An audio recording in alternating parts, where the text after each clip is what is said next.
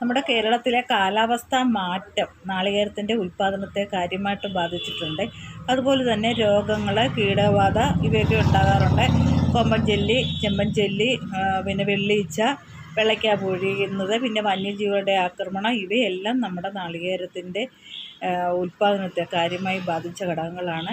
പിന്നെ തന്നെയുമല്ല, മൂല്യവർദ്ധിത ഉൽപ്പന്നങ്ങൾ പല രീതിയിൽ ഉണ്ടാക്കാൻ തുടങ്ങി. നമുക്ക് തേങ്ങാപ്പീര കൊണ്ടുള്ള പേട, അതുപോലെ തേങ്ങാ ചിപ്സ്, തേങ്ങാപ്പാൽ പാക്കറ്റിലൊക്കെ കിട്ടുന്ന കണ്ടിട്ടില്ലേ, അങ്ങനെയൊക്കെയുള്ള കാര്യങ്ങൾ, നീര, അതുപോലെ തന്നെ പിന്നെ ഇളനീര് ബോട്ടിലാക്കി അങ്ങനെയുള്ള ഉൽപ്പാദനങ്ങൾ, ഇവയ്ക്കൊക്കെ വേണ്ടിയിട്ട് നാളികേരം അല്ലെ കരിക്ക് അങ്ങനെയൊക്കെ മാറുന്നത് കാരണം അതിൻ്റെ സാധ്യത കിട്ടാനുള്ള സാധ്യത വളരെയധികം കുറഞ്ഞിട്ടുണ്ട്. അതുമൊക്കെ ഒരു ഘടകമാണ്. അപ്പോൾ ഇനിയിപ്പോൾ ഇത്രയും വില കൂടിയ സാഹചര്യത്തിൽ കർഷകർ തെങ്ങിനെയൊക്കെ സംരക്ഷിക്കുക.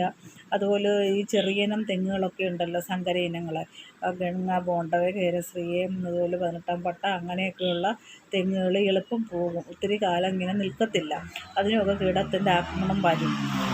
അപ്പോൾ അതുകൊണ്ട് നമ്മൾ നല്ല പ്രത്യുൽപ്പാദന ശേഷിയുള്ള നല്ല നാടൻ തെങ്ങുണ്ട്, അതൊക്കെ നമ്മൾ വാങ്ങിച്ച് നടുക. അങ്ങനെയുള്ള തെങ്ങിനെയൊക്കെ നമ്മൾ സംരക്ഷിക്കുക. ഇനി എന്തായാലും വില കൂടുക തന്നെ ചെയ്യും. അപ്പോൾ അങ്ങനെയൊക്കെ എല്ലാവരും ചെയ്യുക.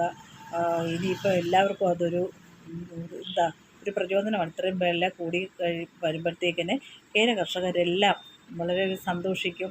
അങ്ങനെ വരട്ടെ. അവർ കർഷകരെന്ന് പറയുമ്പോൾ എന്തുമാത്രം കഷ്ടപ്പെട്ടിട്ടാണ് ഇങ്ങനെയുള്ള കാര്യങ്ങളും ജോലികളും ഒക്കെ അവർ ചെയ്യുന്നത്. അപ്പോൾ നമ്മൾ കൊടുക്കുന്ന സാധനത്തിന് തക്കതായുള്ള പ്രതിഫലം അല്ലെ മൂല്യം നമുക്ക് കിട്ടണം, അല്ലേ? അതുപോലെ തന്നെ റബ്ബറിൻ്റെ വില ധാരാളം കുറഞ്ഞിരിക്കുക. കിഴക്കൻ മേഖലകളിലൊക്കെ റബ്ബർ വെട്ടുന്നില്ല. എന്തുമാത്രം അതിനകത്ത് ചിലവുകളുണ്ട്, അക്കാര്യങ്ങളൊന്നും ഞാൻ പറയുന്നില്ല. അപ്പോൾ അത് റബ്ബറിനും വിലയുണ്ടാകട്ടെ, റബ്ബറിനും വില കൂടട്ടെ. അപ്പോൾ എന്തായാലും എൻ്റെ വീഡിയോ നിങ്ങൾക്കൊക്കെ ഇഷ്ടപ്പെട്ടെങ്കിൽ നിങ്ങൾ കമൻറ്റ് പറയണം. അതുപോലെ തന്നെ എൻ്റെ ചാനൽ സബ്സ്ക്രൈബ് ചെയ്യുകയും ചെയ്യണം.